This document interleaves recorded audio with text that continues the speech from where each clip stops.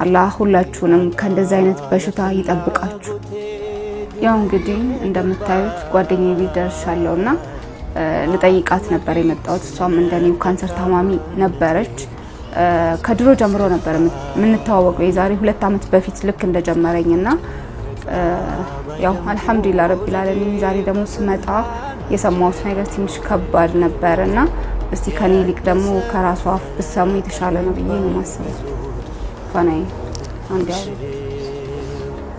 ሰላም እኔ ፋናይ ደምሰው ባላለሁ ወደ 4 አመት ሆኖኛል ካንሰር ህመም ላይ የማጽን ካንሰር ትልልቅ 2 ሰርጀሪዎችን አድርጌያለሁ።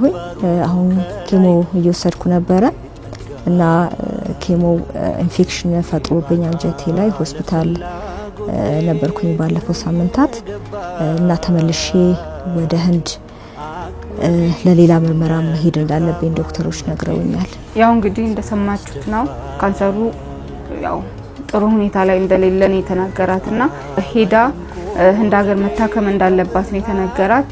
የሚያስፈልጋት ብር በጣም ብዙ ብር ነው የተጠየቀችው። ባለን አቅም እንርዳት።